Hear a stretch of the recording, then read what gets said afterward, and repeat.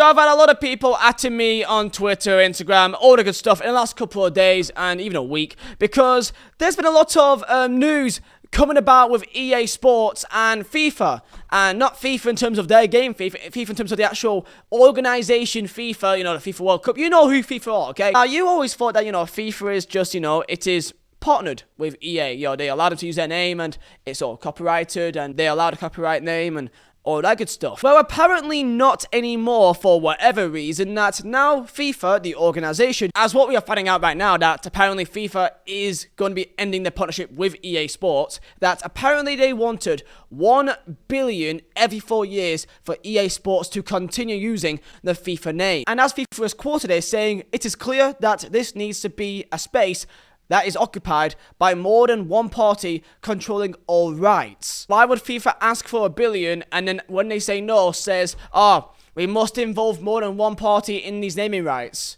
Well, you can't have it both ways. You can't say, okay, I'll be involved, but give me more money. And then when they say no, say, okay, well, you know what? More people should be involved in this industry. You can't be happy with one way and then be happy with the other. You can't have both at the same time. So I feel like it's very contradictory here by FIFA, the actual organization. Now, when you read that, what could that possibly mean? Is FIFA, the organization, willing on helping out people like PES and Konami by giving them licenses that EA Sports usually had the monopoly over? Would FIFA, the organization, even debate having their own game? Now, I don't know if FIFA really needs money or something, but I don't know why this has really come about. Like, do they desperately need money? Did he need this? It sounds a bit kind of weird how this has come about. I don't know if COVID is a part of it, I don't know, but EA Sports have brought in and registered a new trademark that's called EA Sports FC. Now this could possibly mean that, now this probably means that there's going to be a new game for next year. Now we have heard that with the new FIFA that they want to change it to being instead of a yearly cycle, a free-to-play game that will be given updates all the time. Very similar to what, eFootball PES has done very recently with their name change. And it seems like we're now entering a new generation that these, PES and FIFA will now be eFootball and EA Sports Football. That could be a thing. It could be called EA Sports Football 23 for all we know. Actually, it won't even be 23. It will just be EA Sports FC or EA Sports Football. It probably will be called that. So we're now going into this new generation of these kind of PC Fortnite type of games that is a free-to-play game, which will be having, all these microtransactions of you can get this kit and that kit. And I guarantee with the way that EA may want to do this, let's say they want to give a new roster update kind of thing, there's nothing to say that they won't have it as a DLC. You have this new season, and if you want next season's brand new kits and brand new rosters and kits is going to be £4.99. I'm not saying that they will do that, but are you telling me that you wouldn't be surprised if they did charge for things like new kits, roster changes, celebrations, tiefalls, all that kind of nonsense? I mean, EA make the majority of their money from FIFA points. Like, the actual purchase of the game, it's good money. However, it really is nothing in grand scheme of things because most people, the common player that plays the game, they whack on a good couple of quid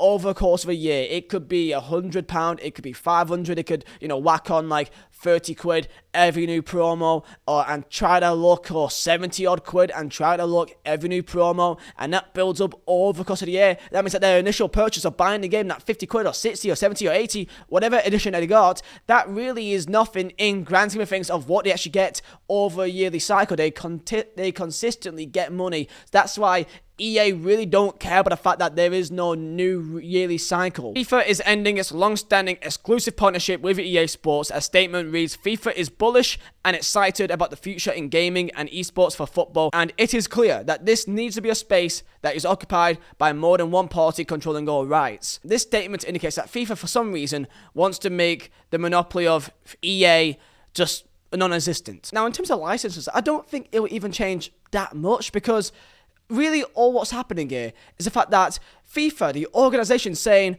don't use our name as your video game, but they can still get the licenses off FIFA Pro because that's what all these games do. Like PES and FIFA, they get the names of FIFA Pro. However, the actual licenses with the football clubs exclusively by themselves is done by the club and EA or Konami. FIFA has no real say in that, so I guess EA's already established connections to likes of PSG, United, City, all them lot will still be very much intact. And I think the reason why FIFA suddenly, of all times, right now decides that they want to get out of this relationship with EA Sports and asking for £1 billion every 4 years for using their name is because I feel like with all the lawsuits, with all the controversy that's happening with the last couple of years, with EA Sports and the loot box system, there's been many times they've been going to court for scripting on all this stuff. They want to get out of that and not be affiliated with it. And if they do want to be affiliated with EA Sports and the FIFA 23-22 games, they wanted a piece of the pie of that beautiful loot box money. I think that's what's happening here. I think that's why they asked for $1 billion.